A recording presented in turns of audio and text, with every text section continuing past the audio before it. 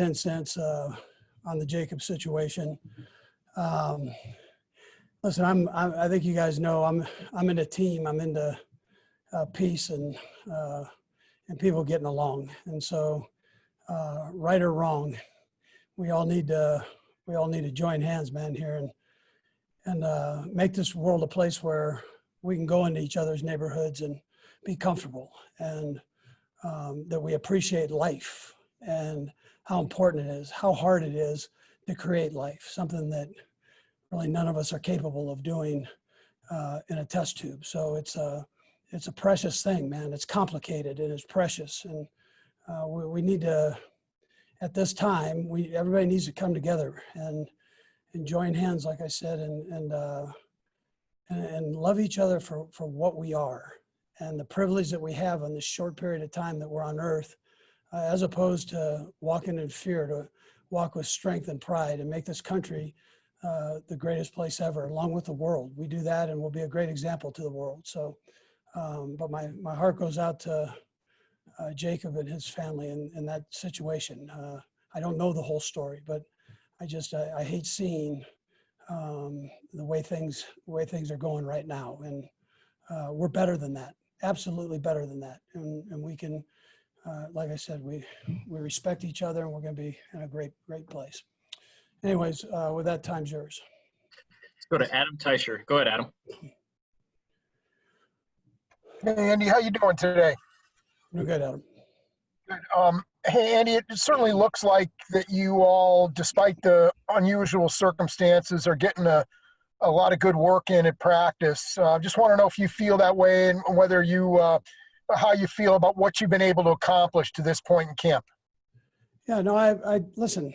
I'm proud of the guys and the way they're pushing through. They're doing it with a great attitude, and so we're getting better, and we got to keep going with this and finish up the camp strong, because we have a great challenge, our first game, and so with the Texans. So we understand that, and we know how tough they are. So we're preparing for the season still. We're not preparing necessarily for a team right this minute as far as plays go. We're still doing our training camp plays and working through those. Let's go to Herbie. Go ahead, Herbie. Hey, Coach, in light of what you just mentioned there about the Jacob Blake situation, the Lions yesterday canceled practice and they held team meetings about it. I'm curious, how much thought went into doing that on your end? And then did you have a team meeting with the players to discuss their feelings on that situation? Yeah, so Herbie, one of the great advantages I've got here is I have a great locker room that communicates. And so I'm able to talk to the guys and get a feel with the guys. There's obviously concern, and but not to where we felt like we needed to do that. We were able to go forward, but on this. But we also understand where things need to go, and where we all need to work. We all need to work forward on this. And again, I think with that, we've got great people in this country, and we need to bring that part out in us as opposed to the negative, and get ourselves right. Let's go to Nate Taylor. Go ahead, Nate. Hey, Andy, thanks for doing this. Yeah, Nate. To follow on Herbie's question, when the guys come to you about a certain situation that has occurred this summer, whether it's with Jacob or previously, just how does those conversations go with those players, and just how valuable is it from your perspective to hear what players say they feel when a certain incident occurs in our country? Yeah, I listen. I mean, that's what I do. I try to do the same thing with my kids and people that I come in contact with. I mean, it's no different. I mean, you can learn from everybody. And so, and then there's concerns right now. And so they're being addressed. And things that, change is always a little uncomfortable for people. In our business, we have a lot of change, and it's constantly happening. And so, but you gotta listen, you gotta sit and make sure that, you keep open communication with it. So, and I'm lucky, like I said, I'm lucky to have a locker room that does that, and players that talk about it and guys that listen to each other. And so, and if we can just put color aside and enjoy each other's culture, man, we all come from different places. We're all wired a little different. If we can just bring it together, man, and enjoy each other's what we're all about, as opposed to taking the negative, and let's throw that out the window and get this thing right. You know. Go to Sam Mellinger. Go ahead, Sam. Hey, Andy, that's all really well said. I've got, I guess, kind of an off-the-wall football question for you, though. You've talked a lot. We've asked you a lot about, sort of Patrick's experimentation on the field, see what he can get away with and what he can't. I don't know that I've ever heard you talk about the genesis of that. Like, I don't remember you saying that with Alex, for instance. I'm just wondering if that part of how you direct Patrick in practice to sort of let it fly, let's see what you can do, is different than quarterbacks you've had in the past. No, listen, I did the same thing with Alex. I just said, hey, try it now. I mean, we're going to ask a few different things of you.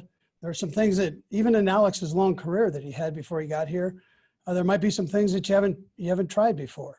And so let's see what you can get away with. And Alex was great with it. I mentioned, I believe, during training camps up at St. Joe that when I first got here, I was asked about interceptions. And that's there are ones where guys are working on it, and then there's ones where guys scramble around. They throw it up, a sloppy interception. So the other ones, you can judge and see that they're trying to work and see what they can get away with the play. I think that's so important. And Mike Holmgren, if I got it from somebody, that's where I got it from. So, yeah. We've got 3 more hands up. Let's go right down the line. We'll go with Darren first. Go ahead, Darren. Thank you very much, Coach. My question, because I don't know if you specifically answered it, but with the Detroit Lions canceling their practice, what was, if there were any conversations with you all as the defending Super Bowl champion, canceling in regards to protesting, because I think that carries a lot more weight than the Detroit Lions doing it. And then secondly, with what took place with Rashad Breeland in the offseason, the police, as we continue to see shooting unarmed black men that are being shot by them, what have you and your coaches either set a time aside or set a time conversation to have with your players, both black and white, in regards to interactions with the police?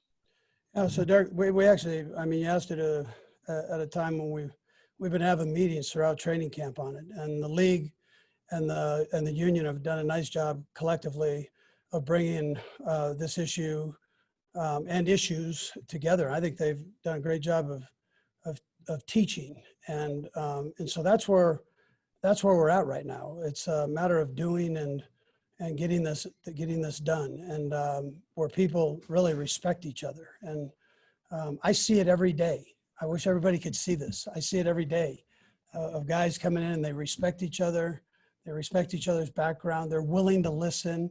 When we've had these joint meetings about situations on racism, everybody contributes, whether they're black or white, it doesn't matter. There's nothing holding back the communication. And I think as long as we do that, I think we're in no better hands than what we are with the young people in America right now, because they understand change and they're going to demand it.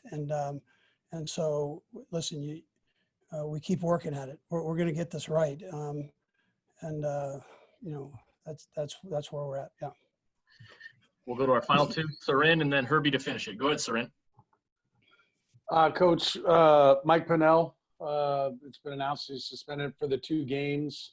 First of all, can you tell us how that process works for you? Like, when do you become aware of that and start your planning? Like, I assume you knew far before we did, right? And so how long do you have to be working that in your mind? And then it's going to be 2 games, the first 2 games without 2 pretty important pieces to that defense that came together in the second half. How much does this set you guys back being without Breeland and Pennell in those first 2 games?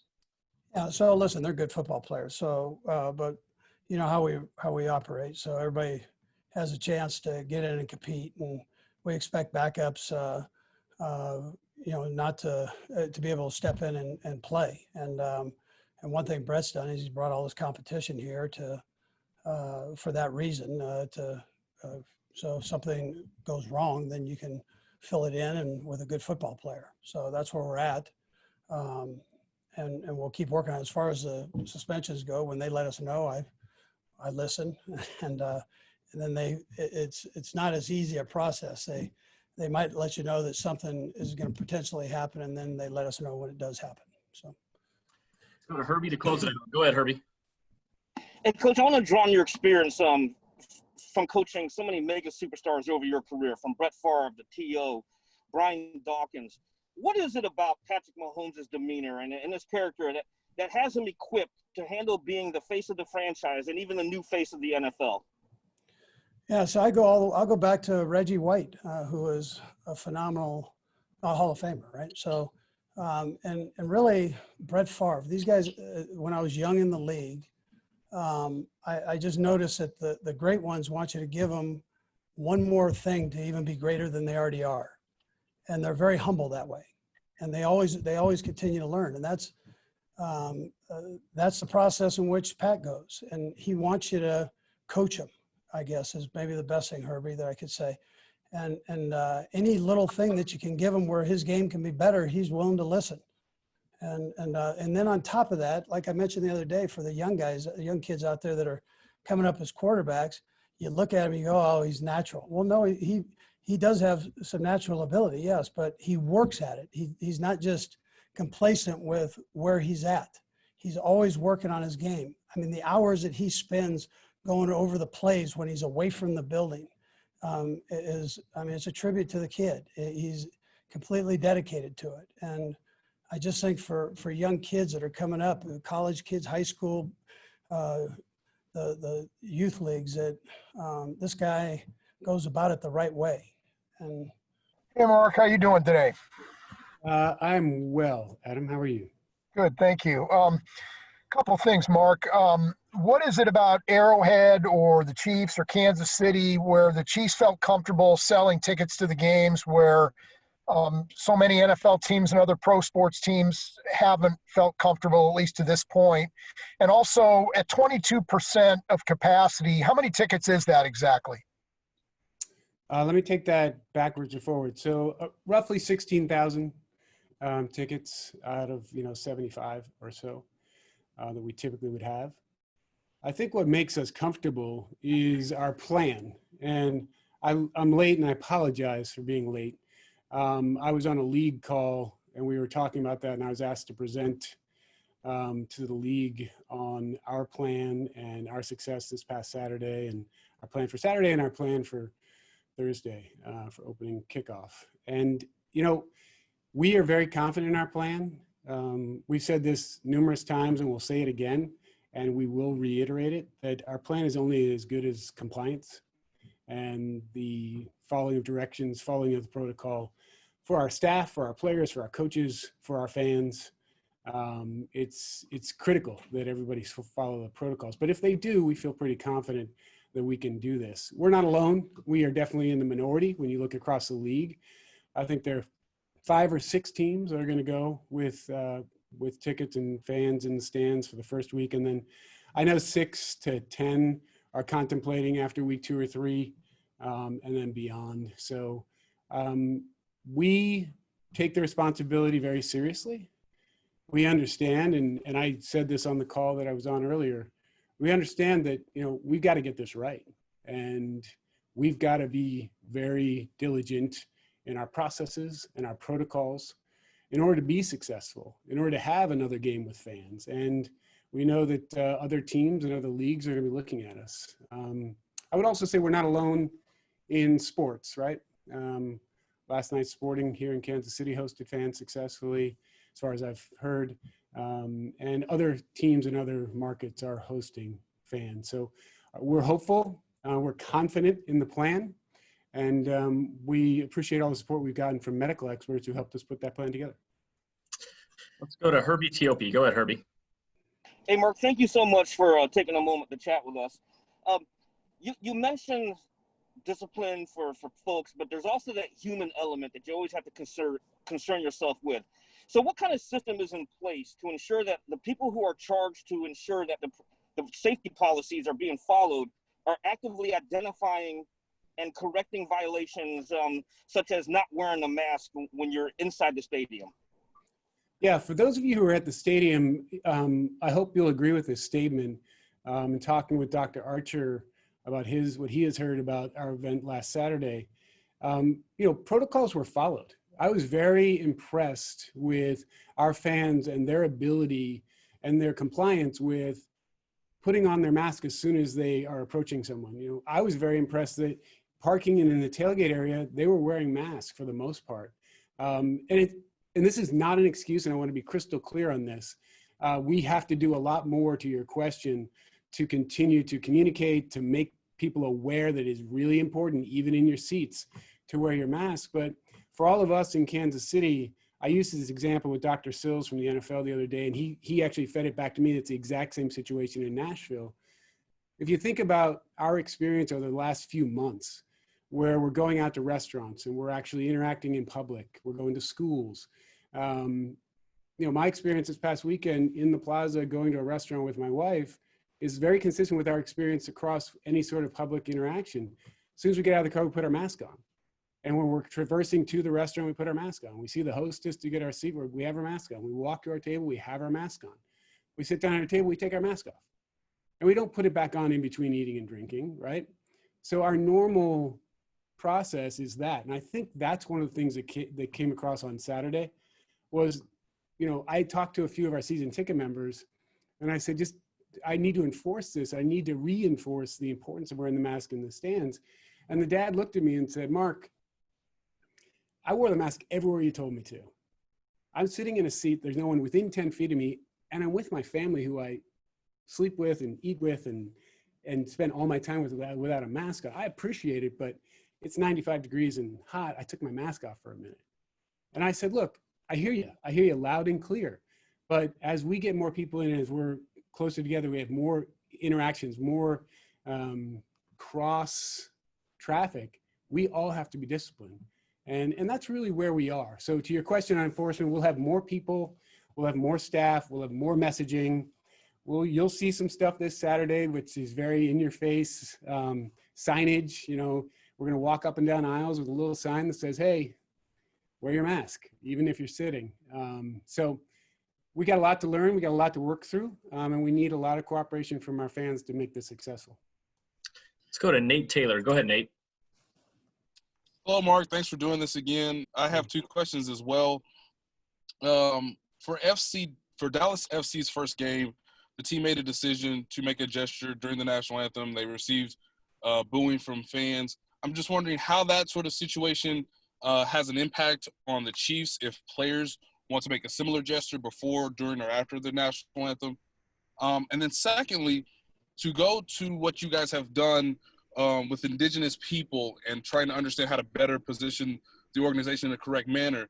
I think you mentioned earlier how a Purple Heart was sort of a denomination in terms of understanding the situation. Just what did you learn yourself from those communications? And then what would you try to express to fans who may also not follow that rule if they come to the games this season? Okay, two very different angles on questions. So the first one, I would say we learned a lot from the FC Dallas situation. I think everyone across sports learned a lot from that situation. And we take all that learning into what we're talking about here.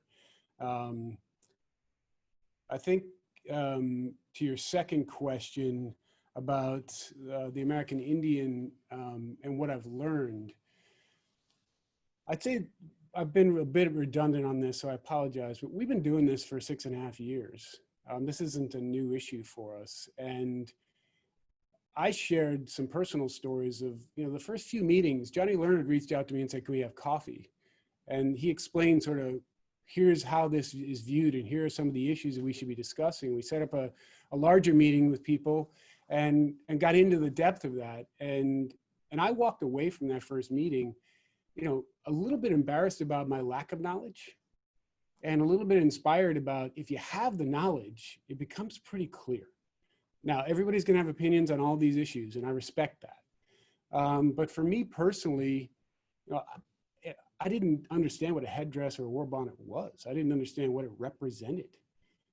And to have an American Indian explain the sacredness of that and how every single feather is earned and what it means in their community, it's a pretty easy answer. Let's educate people. Let's share that story. Let's create awareness around that. And, you know, the great thing about our working group is that there's good discussion about, well, how do we do that? And then how do we have set a realistic goal? And the realistic goal we had was, if we can just explain this to a fan we see in the parking lot who's wearing a headdress, we feel confident we can convert them into, you know, you can paint your face, you can wear a crazy hat, you can wear a wig, you can wear a headband, you can wear jewelry, you can create your own character, do all that, be a fan. But understand, you know, just throwing the headdress on because you bought it at a 5 and dime store and think it's cool, it's not. Let's go to Blair Kirchhoff. Go ahead, Blair. Hi, Mark. And just following up on that, you all, I guess last week when you announced the headdress and the face painting, you also said that you were looking at the Arrowhead chop as well. And I'm just wondering what goes into those discussions. Yeah, along the same lines of the discussion we had around headdress and war bonnet and face paint, just education. Again, redundant on the story, but you know, the drum came back to Arrowhead as part of trying to bring the traditions and honoring the traditions that were started in municipal. You know, we've all seen, many of us have seen that black and white footage of cheerleaders banging the drum as the players came down the walkway through the stands in municipal. And we were trying to figure out ways that we could bring that back. Again, a little bit embarrassed and inspired that we didn't realize the sacred position of the drum in the American Indian culture. When that was explained to us, we went to them and said, okay, how do we make this work? What are our options? What are the things that we can do? And that's where they came up with the idea and shared with us the idea of blessing of the 4 directions, blessing the drum itself, acknowledging what it is, and creating, again, awareness and education. So the drum has become a very big part of the Arrowhead experience. It's become a very big part of the opening of our games. We started to work and started some discussions about trying again to educate and make people aware of the sacred position of the drum in the American Indian culture, but also that it's seen as sort of the heartbeat of that culture. And you know, when you hear things like that, it's easy to latch onto that and say, okay, it's kind of the heartbeat of the stadium too. And we can debate that, right? People can argue otherwise, but it is a way to unify our fans. It is a way to bring people together at that moment and other moments throughout the game. So how do we do that? And how do we do it in a respectful way? And that's what we're working on right now. I think one of the best things that has come out of this for us as an organization and the groups that we are working with is an understanding that it's going to take some time. This isn't overnight. These aren't things that we're going to be able to successfully change one way or the other overnight. And we're going to continue to work on that. And that's the communication we had around the drum. Go to Darren Smith. Go ahead, Darren. First of all, Mark, thank you so very much, and glad for this opportunity. I kind of got 3 questions I'm asking quickly, but the organization, what is the justification during these pandemic times to quote unquote price gouge 450% on the ticket prices? For example, there's a season ticket member who complained about their ticket going from $48 to $60. Now it's $260 for that same exact seat. Second, I know you all partner with Hy-Vee. Has there been any discussion with them about why they don't have stores in the 3rd and 5th district? And since you all reside in the 5th district, I know both Patrick and Tyron have credited you with spearheading this voter registration drive. I'm more interested in specifics, not in generalities on this, but again, you all reside in the 3rd district. I appreciate everything that you all are doing nationwide.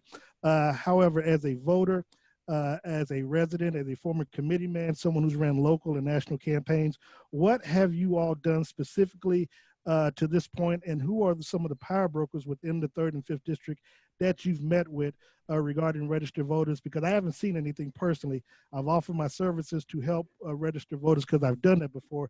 And then finally, within that, we have 70 days until Election Day. What can we expect from the organization and the team on Election Day that will help African-American voters in Kansas City in the 3rd and 5th district get out to the polls? Because it's not necessary in Overland Park, Olathe, Blue Springs, North Kansas City. So I'd like some specifics if you're able to give that. Okay, I might ask you to remind me of one of those questions in there. But, that's fine. Let me start with voter registration. And I probably disagree with you that it's not necessary in other in other communities because Well, there, well, I think well, voter what I say by that, registration- just suppression, more or less. voter registration and voter engagement, I personally believe is very important. And the people exercising their right to vote, I personally believe is very important. To your question of what we're doing and how we're doing it. So I think Patrick, Tyron, others, really proud. I personally, and I know as an organization, we're really proud to be associated with those guys in their efforts. You know, I appreciate that they've mentioned that we've had those discussions and I've been in those discussions. We have some plans to do things in and around this election that are going to be focused on, number one, awareness of the importance of voting. Number two, creating awareness of the ways people can register to vote, the ways people can engage, and doing that through the experts in that space. Rise to Vote, some of the league is working with, somebody we are actively working with today. They've met with us as an organization. They're met with our players. They're going to meet with our staff as well as our stadium staff to make sure that everybody's aware of the opportunities they have to register to vote and to vote. To your question on 3rd and 5th District, I think one of the most compelling things that we can do to address that directly is we've got a plan right now, which is not final. And I'll share with you all that we're committed to doing it, but it has some challenges. We want to make Arrowhead a polling location. We want to create an opportunity for people to come to Arrowhead and vote. And in addition to that, with the awareness, you're going to see a lot of things around the highest points of awareness for us as an organization that are going to be focused on voting and the awareness of voting and ways to vote. One of the reasons that I personally, and I think this organization believes that that's a platform that we need to get behind, is the beauty of the vote. You can have different opinions. You can vote for different people, but vote. And that's really what we're trying to engage in. To your question on Hy-Vee, we've had a lot of discussions about Hy-Vee and their expansion plans. I honestly don't have a specific answer for you on whether they've looked at those districts.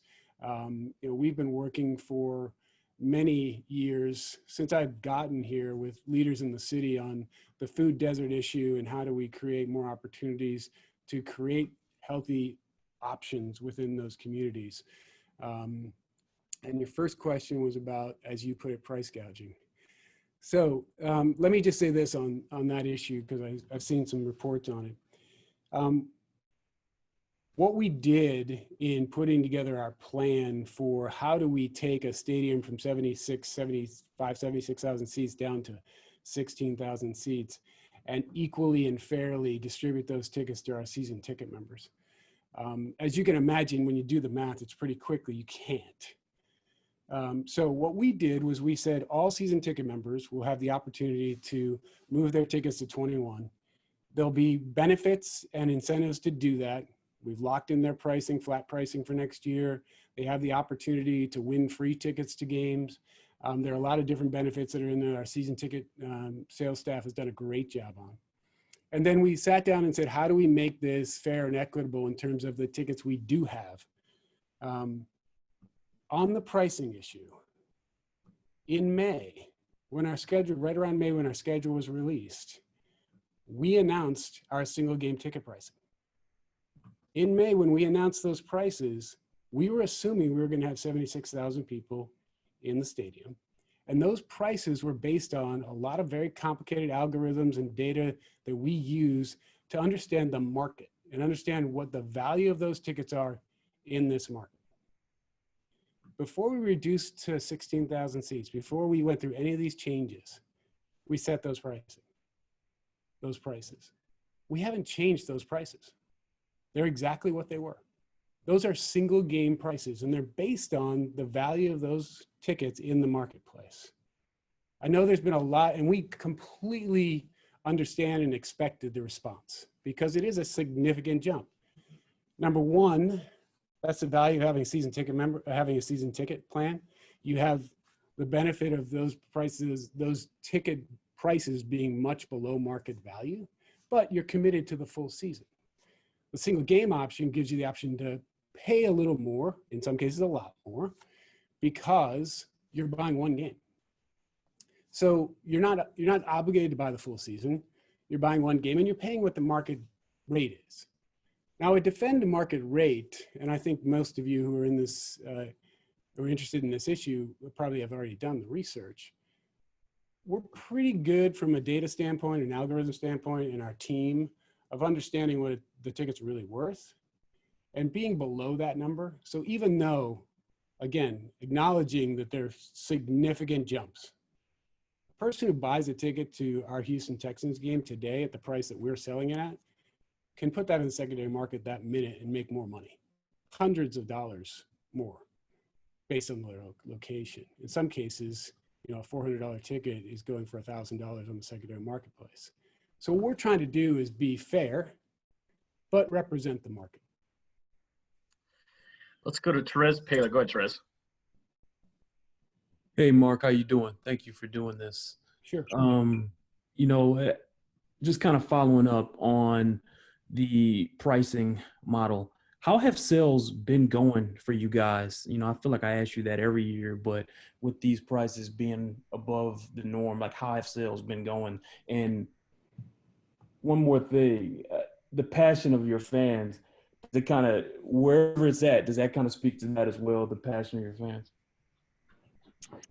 Well, to answer your first part of the question of how sales have gone exactly as we expected, and you know, I get the opportunity to sit up here and say things like that, but it's really our sales team. Tyler Kirby, Tyler Epp, the people who are in that department for us, they really know their business.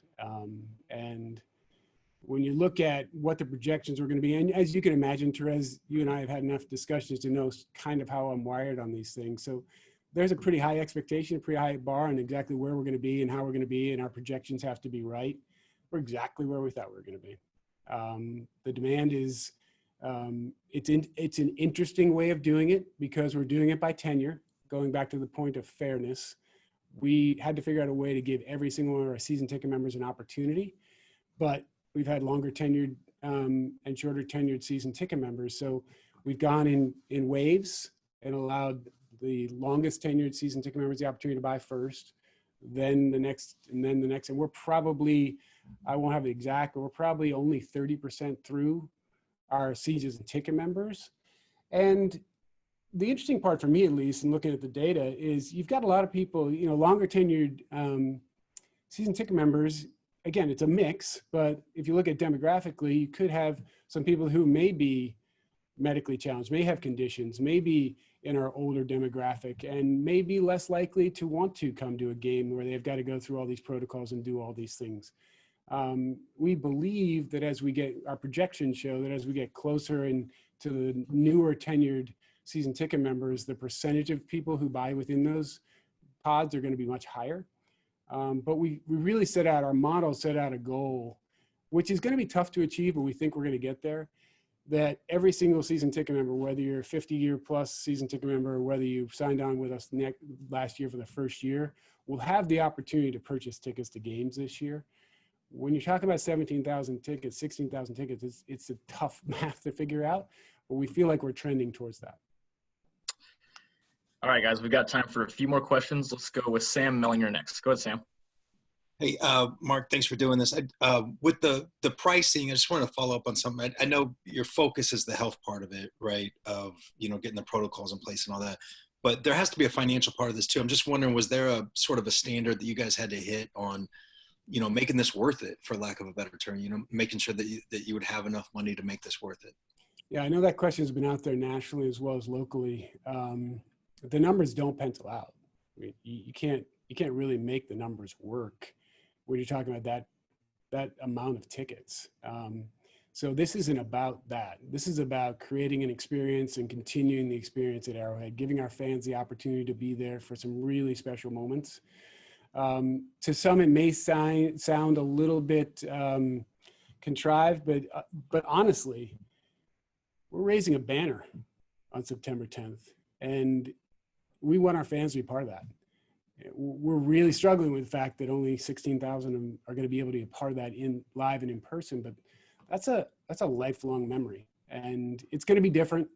It's not going to be exactly what we wanted, but it is something that was really important to us as a franchise. And I will speak for the Hunt family on that. I mean, that was a big driver on figure out a way to get our fans in safely. They need to be part of this. And that's been a big driver for us as a business. Let's go to Sam McDowell. Go ahead, Sam. Hey, Mark, thanks for doing this. Just to take from your leadoff thing about the fans, you mentioned that it's going to take compliance to make this work. What's sort of the process of enforceability for those that aren't being compliant in the stadium? Yeah, so we're going to continue to learn and continue to try to understand how we can better enforce that.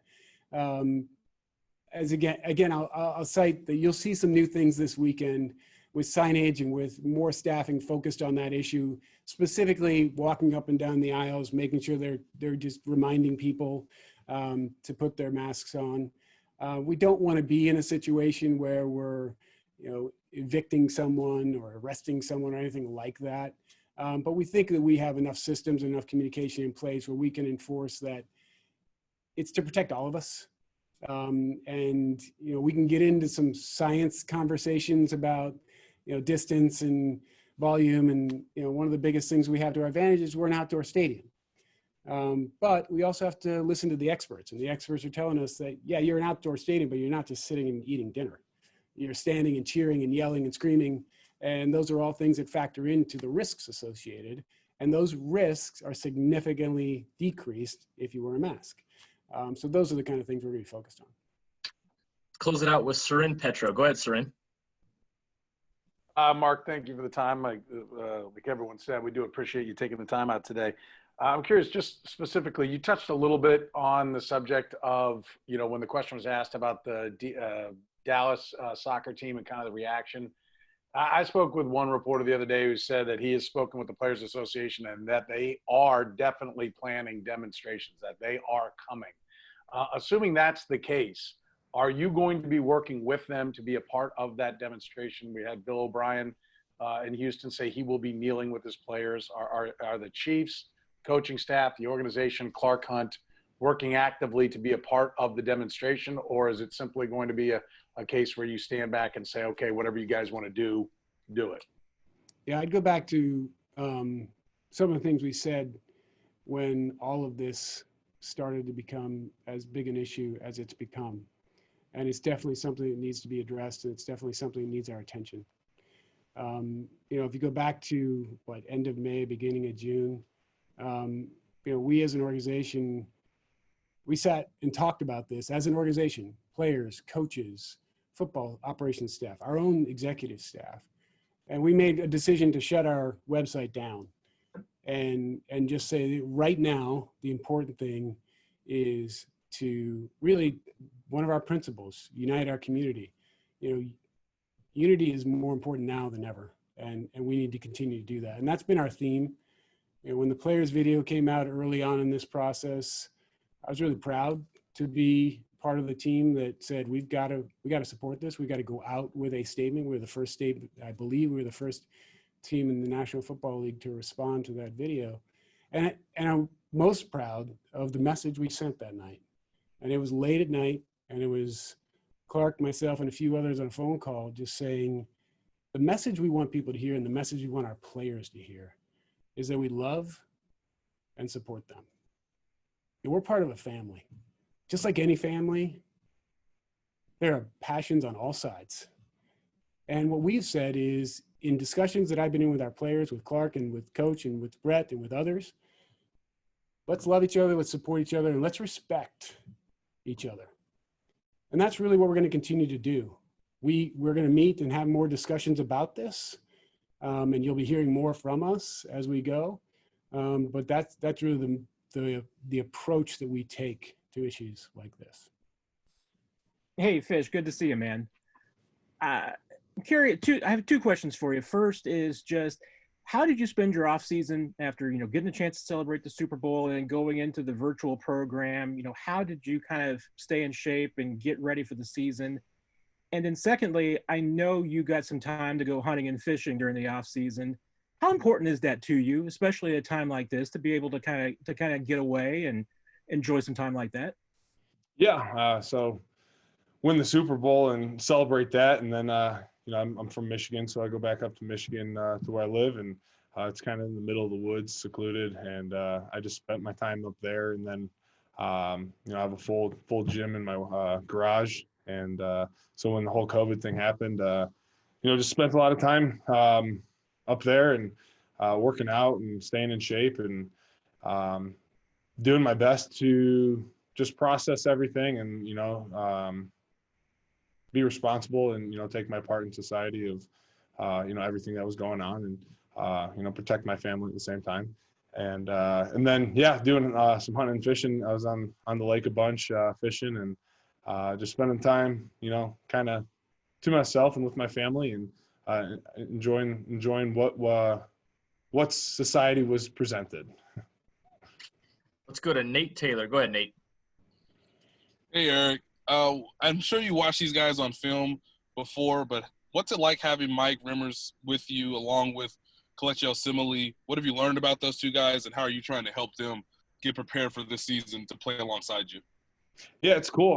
You know, this is the first time since I've been here that we've had like a super veteran lines to have a bunch of 8, 9, 10 year guys. You know, it's kind of awesome to, you know, just see the knowledge that they've gained from other places. And, you know, Coach Heck does a great job of getting us all on the same page. And, you know, obviously Brett Veach is doing a great job bringing guys in here, you know, to get the job done. And so getting to know these guys, it's been a fun process. You know, obviously different scenarios this year with, you know, just everything going on and adjusting to camp life. You know, for me, for 7 years, camp was the same exact thing. And so I thought I think we've been doing a great job with the time allotted, getting the work in and getting prepared for week 1. Let's go to Mick Schaefer. Go ahead, Mick. Hey, Eric, just wondering how you're feeling and how the concussion happened and if you've had any concussion issues in the past. No, yeah, over the years, I mean, I've been playing football a while now and probably had a couple in the past, but, you know, it's not like a normal thing for me. Just routine rep, and sometimes you just get hit in the right spot at the right time, and, you know, it happens. But you go through the protocol to do what you're told and, you know, make sure you're honest with your symptoms. And, you know, I did that and was able to get eased back into it for a few days and back swinging now. Let's go to Herbie. Go ahead, Herbie. Hey, Eric, good to see you as always. You mentioned having the veterans that Brett Veach brought in, and I'm curious because you didn't have the offseason to gel, but with so much with such a small window now before the start of the regular season, how advantageous is it to have those veterans come in and kind of like be a plug and play type option? Yeah, I think the coolest thing is, like, you know, we got most of our guys back, and you know, I think that gives us, you know, a step up on everybody. You know, just, you know, we win the Super Bowl and then we kind of jump right back into it, fill a few spots, and I mean, the majority of this team has been in this offense for, you know, quite a few years. So I'm pretty excited about that. But yeah, these guys coming in, they're catching on. They're veteran guys. They've been in multiple systems. And like I said, Coach Heck's doing a great job just getting them up to speed. And, you know, the guys they're bringing in, though, that they have natural chemistry. I mean, it's just, you know, there's either chemistry or there's not chemistry. And that's one of the nice things with Mike and Kelechi is, like, it's just like, you know, veteran guys who know how to do it. They're pros, and, you know, and we're just rolling out there. So it's good stuff. All right, guys, we've got time for a couple more. We're going to go from the top. Sarin and then Pete. Go ahead, Sarin. Eric, I know you've been, you know, fortunate enough to have the continuity of the same coach, right? The same O-line coach and everything. And they always talk about, like, when guys go down on the offensive line that, hey, you know, we're ready to plug anybody. We talked to Mitchell Schwartz. He talked about taking a couple reps here and there, being able to move up and down the line. But two things. One, at left tackle, do you take any reps anywhere else? Or is that the one spot where you get to take all the reps at your spot? And then if you could just kind of break down what the challenges are. You had a couple of different left guards last year. What the challenges are when a guy does come in and it is a change maybe mid-game? Yeah, I guess to your first question, I haven't taken a rep anywhere but left tackle for 6 years. So, you know, getting that down pretty pat. And then what was the other questions? Yeah, when you look at my situation last year, you know, midweek injury that needs surgery. I go down for 8 games. Plug Cam in there. That's just life on the offensive line. It's we don't want it to happen, but it's definitely a possibility. And I mean, what we do in the trenches isn't easy. Isn't easy on the body. And sometimes stuff happens, and got to keep moving forward. I mean, that's just kind of the way of life. You can't dwell on things. You got to figure out the situation, make the best of the situation, and keep on moving forward. Let's go to Pete Sweeney to close it out. Go ahead, Pete. Eric, I understand this is a general question, but when you're going into year 8, what goals can you set for yourself to make sure you're continuing to challenge yourself? Yeah, with all this time in the offseason, I've had a chance to reflect on the growth I've had in my career, going from the first overall pick and then working my way to a Pro Bowl, winning the Super Bowl. Obviously the All-Pro tickets out there. So I think obviously the number one goal is to get to the Super Bowl and win the Super Bowl. But for as an individual, if I could, find a way into another Pro Bowl, to have my first All-Pro year, that'd be something special. It's something I'm working for. And then just to keep building and being consistent, staying on top of my stuff, not getting complacent, not saying, okay, I've reached my potential. Just keep building on what I've been building on for 8 years.